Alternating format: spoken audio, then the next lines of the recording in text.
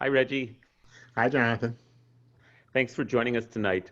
Uh, we are actually pre-recording because Reggie has a concert tonight that he's doing, but with the wonders of technology, we get to do it this way. I get to be in two places at one time tonight. You've Go figure. transcended the laws of physics. Congratulations. Well, Hello, everyone. It's good to be with you again. we're thrilled. So, I wanted to ask you a few questions tonight and then give you the floor. Okay. Uh, First of all, today is Juneteenth, June 19th. I wrote about it today and sent that out in my email. And I just wanted to hear any reflections you had that you wanted to share with us about this date in the calendar. Well, I grew up not knowing anything about Juneteenth. I guess in the same way that those folks in Texas, when they had been freed but didn't know, news travels slow.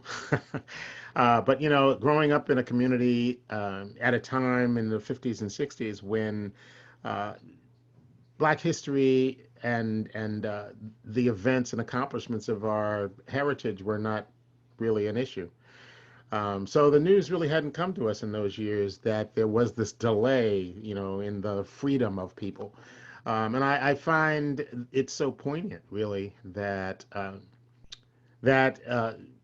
we are delayed in our freedom and delayed in getting justice even to this point. So this is a very powerful day for me to think about the ways in which our oppression continues. And I know that we have that shared story, blacks and Jews, of oppression, and the fact that we always have to be mindful of how oppression makes its presence known in our lives.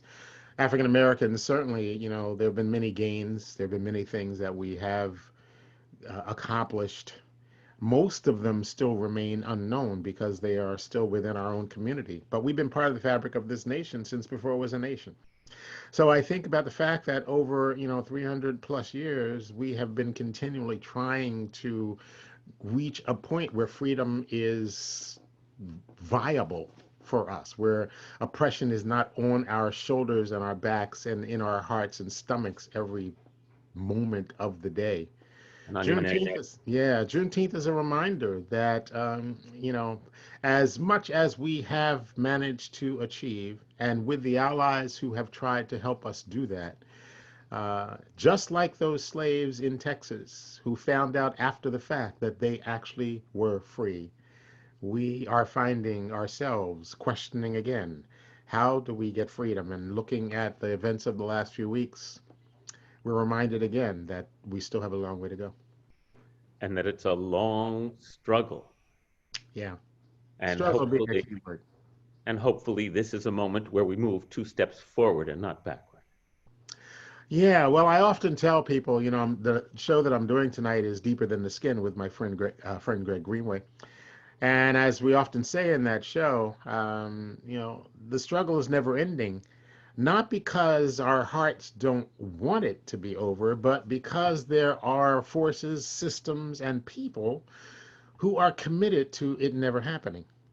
And I think for good people who just say, yes, I want all people to be free. Yes, we want equality. Yes, we want a world and a nation where we don't have, where, as Martin Luther King Jr. said, people are not judged by the color of their skin. We want all that. But there are people who don't want that. And I think the gift of this time is that that point is so astonishingly visceral. We see the people because they're out and they're willing to admit that they don't want what we want. And that's an important step because I think a lot of us, in our thoughtful kindness, in the ways that we think about human nature, we accentuate the good things, but there are other things as well. So I'm grateful actually. I mean, I'm not loving that we're going through this turmoil and this unrest, but I'm grateful for the fact that it's visible Mm, and we can point to it now. thank you. Thank you. There was an item in the newspaper that I saw. What was it, last week or the week before now? A statue of, was he a general or a colonel? What A was he? general. General Wickham. his statue in Richmond, Virginia, being torn down. And I said, Wickham? Um, as you have taught us, and you're doing the Deeper Than the Skin show, and Greg is from Richmond, isn't he? He is. Part of that show is a white man and a black man are roughly the same age, comparing their experiences and really connecting. So this statue was pulled down, and I thought, that's Reggie's great-great-great-grandfather. Yep. So I had to bring it up and ask you to say just a little bit about your experience watching that statue come down. Well, it's been a remarkable 2 weeks. It did happen last week. And one of my Wickham relatives, Will, who's the son of Mary and George. Who is a white man. Yes, the white family are the Wickhams. The black family side is the Hewletts. Mm-hmm. And General Williams Carter Wickham had 6 children by his slave Bib Anna. He was young when he had them, but he had those 6 children and launched 2 families into history. And so I met the Wickhams around 2012 and met Lisa, and then I met Wallace, and I met George, and just met Mason on Zoom last week. She's the 4th in the quartet of cousins that I have embraced. And George and Mary's son, Will, was actually on the scene when it happened. And so we were on Zoom and we were talking about our feelings about this statue that came down. Of course, the big news is Lee and Jefferson Davis and Stonewall Jackson. But over in a little section of a park in Richmond stood this statue of Williams Carter Wickham. And nobody pretty much was paying attention to it. And then they suddenly discovered it. And the protesters decided late at night to pull it down. And so I have pictures of, it hit all the newspapers in the area, and actually the Washington Post and the New York Times had a picture of it. How did I feel? Well, we've been trying for 4 years as a family to think about how we can get it moved off public land.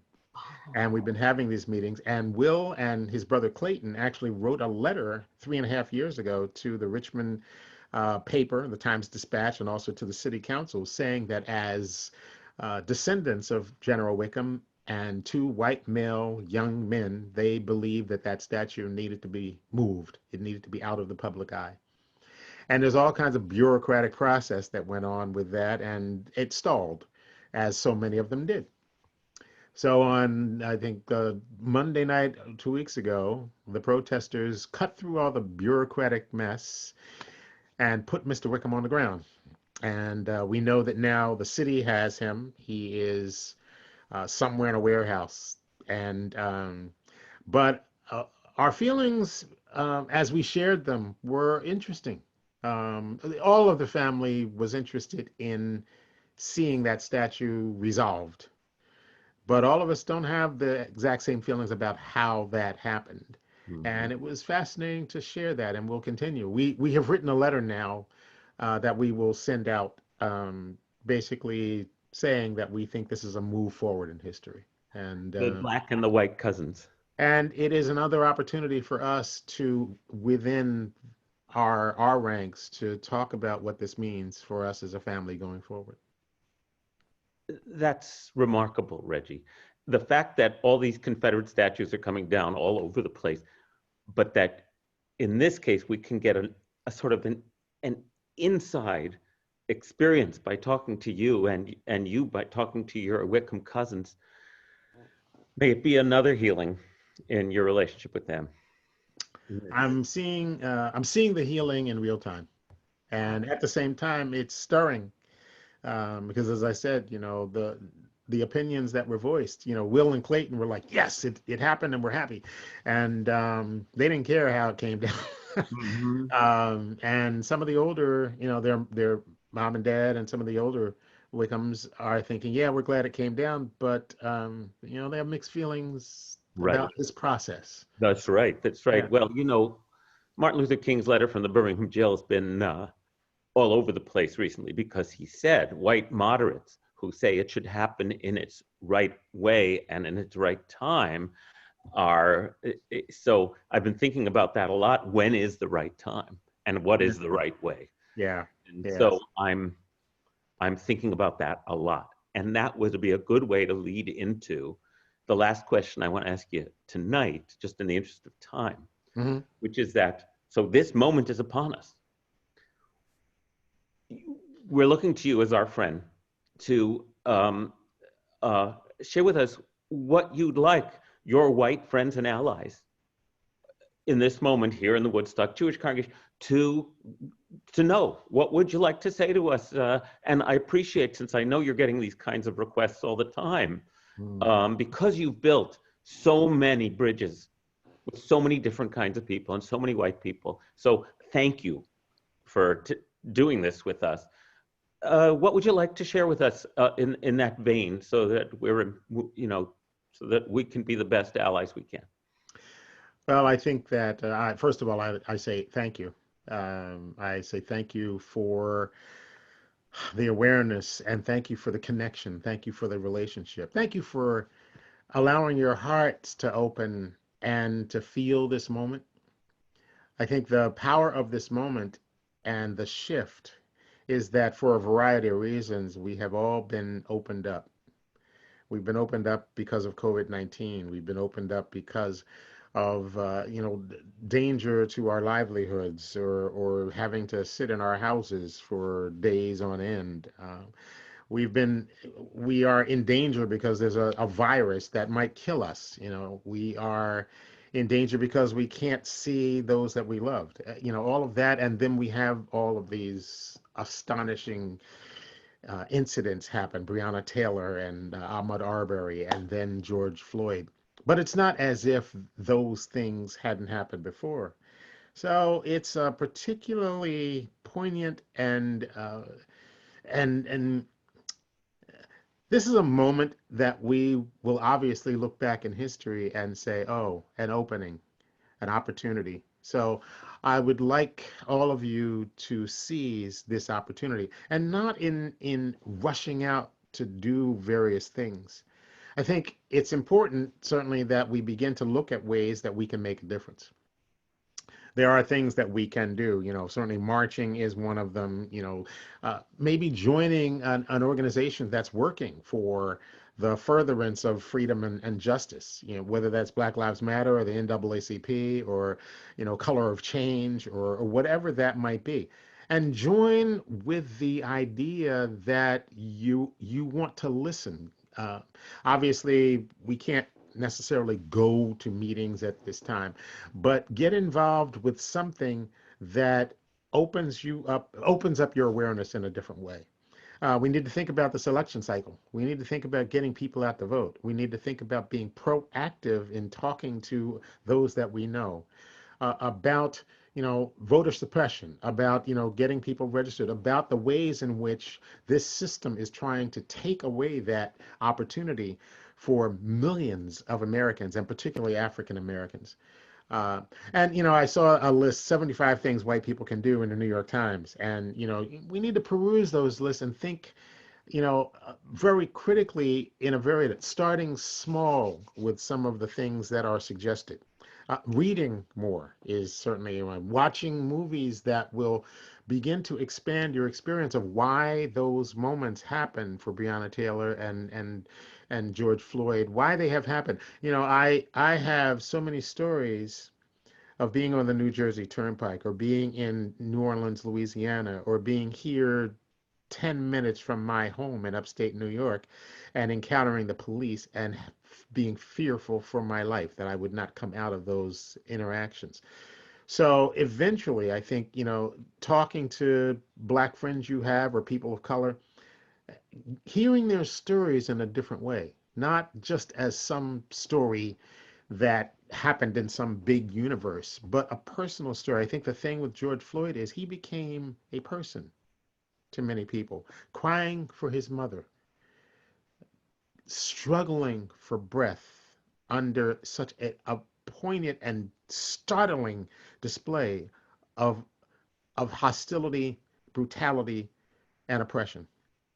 It hit home. So in this moment, I think it's important to sit with that, and to fully allow ourselves to understand that this is not an individual thing. This is a system in which we live. And anything we can do to change the system will make not having these things happen. We are mostly good people. There are certainly hateful people out there that now we see them flying their flags and brandishing their guns. But the true nature of those of us who believe in freedom and justice, whether it's from our Jewish perspective or our African American perspective or for our Asian perspective, whatever it is, this is the impetus that will help us in feeling this moment to take on this system, which is deathly afraid of this moment. And they are going to invite us to feel good, to do one or two things and then relax. We can't relax. My song that I wrote says, "We will not rest until this storm is over." So I think, we need to remember that we can't do this alone. We need to be proactive in connecting ourselves to groups of people, so that when we're tired, somebody else can take the reins for a few minutes while we recover. And the community in which you live is a perfect place to begin to make a difference. So I'm encouraged by the moment, but I'm describing myself as cautiously hopeful. Mhm.